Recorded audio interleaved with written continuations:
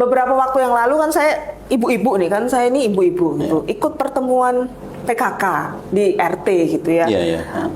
Ada katanya oleh-oleh dari RW tuh ngomongin soal peran serta masyarakat untuk menanggulangi masalah narkotika.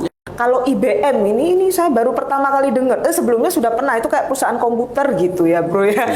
Apakah ini ada korelasi atau sebenarnya IBM yang dimaksud di sini itu seperti apa nih, Bro Solikun? Ya, IBM ini singkatan dari intervensi berbasis masyarakat. Oke, emang nggak bisa nih kita nyuruh orang langsung datang ke klinik kita gitu atau ke balai atau loka kita gitu?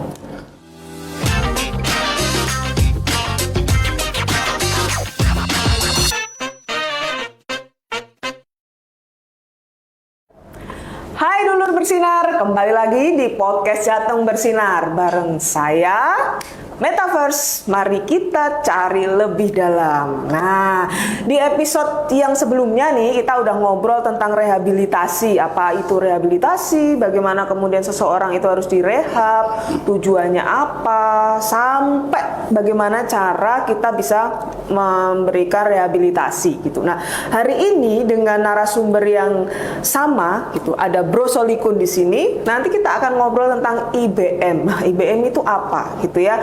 Sebelum sampai ke IBM itu apa, saya mau menyapa dulu untuk Bro Solikun. Bro Solikun, halo, apa kabar? Hari ini sehat ya? Alhamdulillah, sehat kami. Sehat. Terima kasih, Bro. Bro, saya mau sambil ngobrol gitu ya.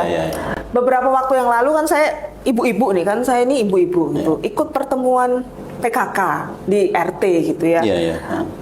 Ada katanya oleh-oleh dari RW tuh ngomongin soal peran serta masyarakat untuk menanggulangi masalah narkotika. Disebutkan tuh ada yang namanya Desa Bersinar, ada yang namanya IBM. Nah, kalau Desa Bersinar itu kan kelihatan bahwa desa yang memang akan menjadi target supaya dia memang bersih dari narkotika seperti. Nah, kalau IBM ini saya baru pertama kali dengar. Sebelumnya sudah pernah, itu kayak perusahaan komputer gitu ya, bro ya. Apakah ini ada korelasi atau sebenarnya IBM yang dimaksud di sini itu seperti apa nih, Bro Solikun? Jadi prevalensi penyalahgunaan narkoba yang cukup tinggi ini untuk penanggulangannya tidak bisa hanya dilakukan oleh pihak-pihak yang berwenang ya. Baik itu aparat hukum, BNN dan pihak-pihak yang lain. Tapi penanggulangan ini harus dilakukan secara simultan dan sinergis dengan semua komponen masyarakat.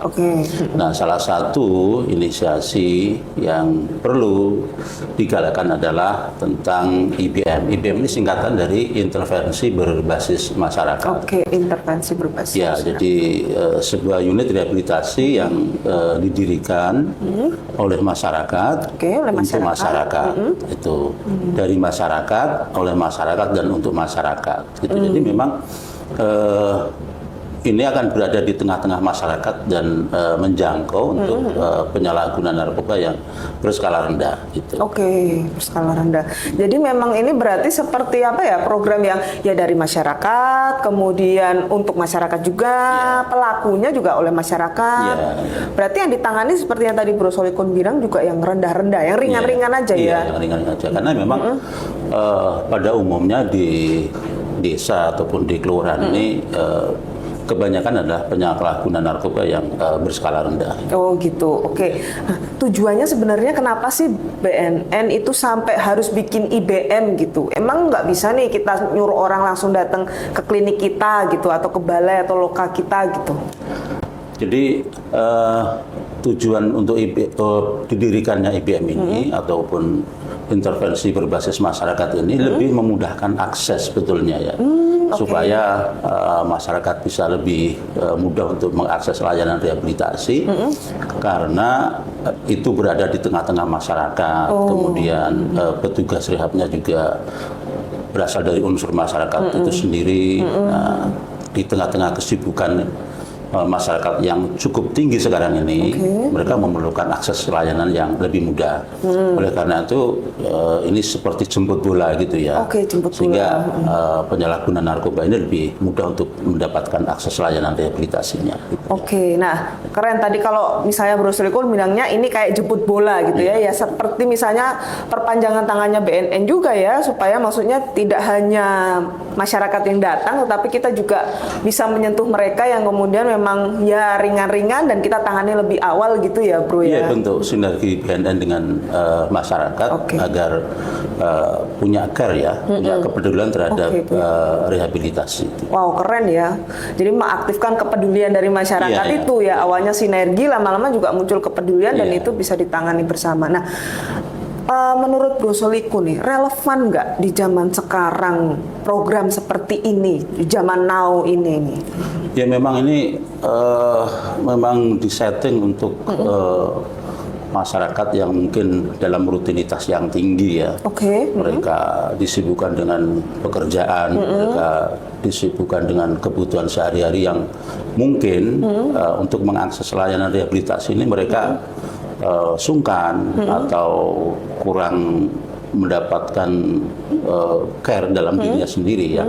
Tapi ketika ada layanan rehabilitasi itu di sekitar rumahnya, di sekitar dia tempat tinggal, kemudian ada proaktif dari kita ada namanya nanti ada agen pemulihan ya. Agen pemulihannya itu juga dari masyarakat itu sendiri. Ini yang paling relevan untuk menjangkau mereka gitu. Karena mereka kadang-kadang kan ada unsur segan ya kalau mereka mengakses layanan itu di tempat-tempat yang formal seperti klinik ataupun IPWL gitu. Tapi ketika itu di tengah-tengah masyarakat dan mungkin agen pemulihannya dia itu kenal ya, itu kan akan memberikan satu kemudahan tersendiri mereka untuk mengakses layanan rehabilitasi itu. Jadi juga untuk mengatasi rasa takut masyarakat kali ya, karena mungkin kalau datang ke klinik atau datang ke BNN tuh identiknya kayak gitu ya, serem gitu. Ini masyarakatnya tetangga sendiri, kemudian mereka jadi mungkin kalau mau konsul atau mau melakukan intervensi itu lebih dekat, lebih terasa aman gitu ya di lingkungannya sendiri. Keren banget nih Bu. Nah, lalu siapa yang melakukan gitu? Kalau di pertemuan kan biasanya apakah Pak Lurah atau semua rombongan gitu, misalnya ada satu rumah yang ada itu menggunakan terus datang royoan begitu, atau gimana nih Bro nih? Yang melakukan siapa ini? Ya nanti di kelurahan atau desa itu nanti Pak Lurah akan menunjuk ya masyarakatnya yang menjadi agen pemulihan namanya atau AP kita singkat. Singkatannya Nah, AP. agen pemulihan ini nanti akan diberikan bimbingan teknis oleh BNNP atau BNNK. Jadi sebelum mereka melaksanakan tugasnya diberikan bimbingan teknis apa sih yang harus dikerjakan AP nanti dari awal sampai akhir sehingga dalam melaksanakan tugasnya mereka itu sudah mendapatkan pembekalan sehingga nanti proses bekerjanya dalam IBM itu akan lebih efektif. Berarti tidak kemudian rame-rame, tetapi ternyata juga dilatih, dipilih dan dilatih seperti itu ya. Nanti kan ada skep dari Pak Lurah juga kan, yang menerbitkan skep itu diterbitkan oleh Pak Lurah dan itu menjadi aspek legal mereka untuk menjalankan tugas tersebut. Berarti sebenarnya pun meskipun judulnya intervensi berbasis masyarakat yang datangnya dari masyarakat, tetapi tetap prosedurnya itu kelihatan ya gitu ya, ada skepnya ya, dilatih. Jadi melakukan layanannya pun tuh nggak sembarangan gitu ya Bro ya. Nah tugasnya kira-kira kalau AP seperti itu sudah ada skep dan lain sebagainya, tugasnya apa aja itu? Ya jadi agen pemulihan itu tugasnya yang pertama adalah sosialisasi ya kepada masyarakat. Jadi setelah mendapatkan skep ataupun ditunjuk dari kelurahan atau desa, AP ini akan melakukan sosialisasi ya tentang IBM itu apa, kemudian pendekatannya nanti seperti apa, sehingga keberadaan IBM nanti diketahui oleh masyarakat, oleh lingkungan sekitarnya. Jadi tidak tiba-tiba kemudian ada IBM, kemudian mereka melakukan pekerjaan yang justru itu tidak diketahui oleh masyarakat. Oh, oke. Jadi melakukan sosialisasi ke kelompok-kelompok masyarakat, bisa kepada PKK atau kelompok-kelompok pengajian atau kelompok-kelompok masyarakat yang lain. Setelah sosialisasi, AP akan melakukan pemetaan ya. Oke. Jadi di sebuah kelurahan ataupun di desa tersebut, kalau ada tempat-tempat tertentu yang itu menjadi tempat tongkrongan anak-anak muda yang disinyalir di situ ada penyalahgunaan narkoba, itu perlu dipetakan tingkat kerawanannya. Gitu. Kemudian setelah ada pemetaan itu, AP akan mengadakan penjangkauan. Nah, penjangkauan ini sifatnya sudah lebih spesifik ya, sudah ada siapa sih yang mau didekati dari penyalahguna tersebut ya, bisa melalui keluarganya, bisa melalui tokoh masyarakat, atau bisa langsung kepada penyalahguna narkoba tersebut. Tentu pendekatan yang dilakukan adalah pendekatan-pendekatan yang bersifat persuasif, sehingga akan lebih berhasil, lebih efektif gitu. Oke, berarti ya seperti yang di episode sebelumnya Bro Sol mengatakan bahwa rehabilitasi itu humanis, pendekatannya juga humanis seperti itu ya. Jadi kadang-kadang apa ya berkumpul dengan para calon klien ini ya di tempat ngopi atau kalau suka musik ya kita dampingi mereka bermain musik dan sebagainya, sehingga sampai kemudian ada kesadaran mereka untuk mengikuti dan mengakses layanan rehabilitasi di IBM ini. Gitu. Oke, berarti AP pun sebenarnya tidak langsung juga menghadirkan rasa aman dan nyaman ya, supaya kemudian bisa masuk ke intervensi itu gitu ya Bro ya. Oke.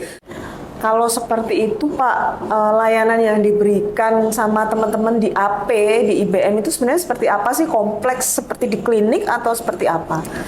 Jadi intervensi yang diberikan ini mula-mula klien akan di screening ya. Oke, screening awal ada tools yang namanya Dasten. Jadi dari situ nanti diketahui tentang pola penggunaan ringannya itu akan dapat diketahui.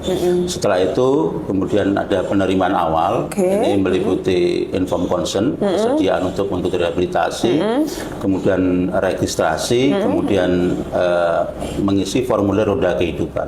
Di formulir roda kehidupan itu nanti akan diketahui tentang pola-pola kejatuhan klien untuk penyalahgunaan narkoba itu sendiri.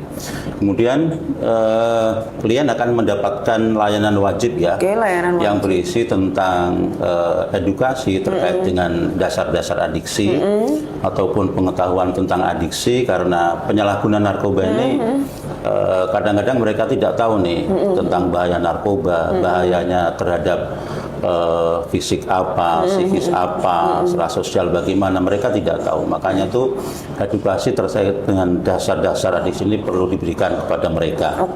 Kemudian juga diberikan edukasi terkait dengan pola hidup sehat.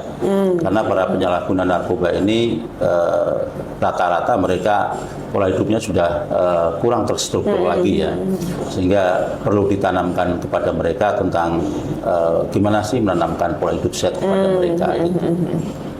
Nah, kemudian ada layanan wajib juga, yaitu kunjungan diri. Jadi agen pemulihan akan mengunjungi klien ya ke rumahnya ataupun ke tempat kerjanya. Ya, kalau tidak bisa juga bisa secara virtual. Ini untuk menginventarisir permasalahan-permasalahan yang ada di sekitar klien. Mungkin ada faktor support recovery klien, atau justru ada faktor-faktor yang itu bisa mengakibatkan kejatuhan klien. Itu semuanya lah diinventarisir oleh dicatat gitu ya Pak ya, oleh agen pemulihan. Bisa juga ke masyarakat sekitarnya, pola hidupnya seperti apa. Bisa juga ke keluarganya ataupun di lingkungan tempat kerjanya gitu. Nah, ada layanan wajib lagi juga diberikan keterampilan hidup ya. Keterampilan hidup ini lebih kepada pencegahan kekambuhannya, pengetahuan tentang ataupun strategi tentang relapse preventionnya, kemudian terkait juga dengan manajemen emosi atau regulasi emosi, dan diberikan keterampilan juga untuk mengatasi persoalan-persoalan yang terkait dengan dirinya. Gitu. Jadi semuanya itu adalah diberikan untuk memberikan bekal kepada dia untuk menjalani rehabilitasi, terutama juga setelah mereka menjalani rehabilitasi itu. Kemudian dilanjutkan ada layanan pilihan ya, dan pilihan ini nanti ada pertemuan kelompok dukungan ya. Nah, ini bisa dengan keluarga, bisa dengan klien, sesama klien di IBM itu, bareng gitu bareng ya, atau bisa juga dengan klien, sesama klien aja, tergantung kebutuhannya ya. Itu kemudian AB juga memfasilitasi untuk rujukan untuk pengembangan diri klien. Gitu. Jadi kalau klien butuh terkait dengan masalah kesehatannya, terkait masalah sosialnya, atau pengembangan diri terkait keterampilan mereka, AB akan mengkoordinasikan dengan layanan-layanan yang dibutuhkan oleh klien. Yang terakhir itu adalah bina lanjut. Ini AP akan melakukan pemantauan terhadap klien, ya. Pemantauan terhadap klien terkait dengan masalah kesehatannya, masalah sosialnya, kemudian aspek perilakunya dan lain sebagainya. Ini bisa dilakukan dengan secara virtual juga bisa, ya. Nah berarti kan sebenarnya sinergitasnya juga kompleks ya. Ternyata nggak cuma AP atau kelurahan dengan BNN, tapi juga misalnya kalau tadi Bro Sol bilang ada rujukan ke Vaskes, berarti ya puskesmasnya, ya kemudian mungkin BLK kayak gitu yang misalnya mau ngasih latihan yang sesuai dengan keinginannya dari klien seperti itu. Nah, ini kita udah ngobrol banyak soal IBM, tapi malah saya lupa nanya. Sebenarnya dari tahun berapa IBM itu sudah ada di BNNP Jawa Tengah ini? Di BNN Jawa Tengah, IBM itu mulai tahun 2021 ya. Sudah dilaksanakan IBM ya. Berarti waktu masih kenceng-kencengnya COVID itu malah jalan ya, Bro. Udah ada berapa nih? Berapa kelurahan yang sudah ada IBM-nya nih? Nah, sampai sekarang sudah ada 9 kelurahan ya. Wow, banyak. Yang diharapkan dari 9 kelurahan ini kan IBM itu berkelanjutan ya. Jadi walaupun support anggaran dari pemerintah itu sudah selesai, diharapkan dari stakeholder di pemerintahan desa ataupun kelurahan ini melanjutkan IBM secara mandiri di desa ataupun kelurahan masing-masing gitu. Wow, keren sih Pak. Keren sih menurut saya ini satu program yang keren, dan saya pribadi ketika dengar penjelasannya dan ceritanya dari Bro Sol tuh kayak mengapresiasi banget lah kerja teman-teman AP, agen pemulihan, dan teman-teman pendamping AP yang ada di BNNP maupun BNNK gitu. Karena saya pikir mungkin nggak gampang gitu loh, harus mensinergikan banyak hal gitu. Nah, sebelum kita tutup nih, kira-kira ada closing statement apa dari Bro Sol untuk dulur bersinar yang menyaksikan? Jadi bagi masyarakat kalau mengetahui ada penyalahgunaan narkoba, apakah itu keluarganya ataupun tetangganya ataupun anggota masyarakat yang lain, jangan segan-segan untuk mengakses layanan rehabilitasi. Bisa di klinik atau di IBM, intervensi berbasis masyarakat. Jika di kelurahan ataupun desa itu sudah ada IBM-nya, kita akan berikan fasilitasi rehabilitasi secara gratis kepada masyarakat. Oke, gitu tuh dulu bersinar. Jadi rehabilitasi itu bisa disentuh dari manapun, tidak harus ke klinik, tetapi juga dulu bersinar kalau ada mengetahui bisa nih langsung ke IBM dan mengakses layanan, sehingga tidak nanti semakin berat gitu ya kecanduannya gitu ya. Oke lah, Bro, ini kita sudah ngobrol banyak tentang IBM. Semoga apa yang kita obrolin hari ini bisa benar-benar memberikan pengetahuan yang lebih mendalam lagi, supaya masyarakat dan orang-orang di sekitar kita memang bersinar, bersih dari narkoba gitu ya. Terima kasih sekali Bro Sol atas waktu, kesempatannya dan cerita sharingnya. Kita akan berjumpa lagi di lain kesempatan. Terima kasih. Terima kasih.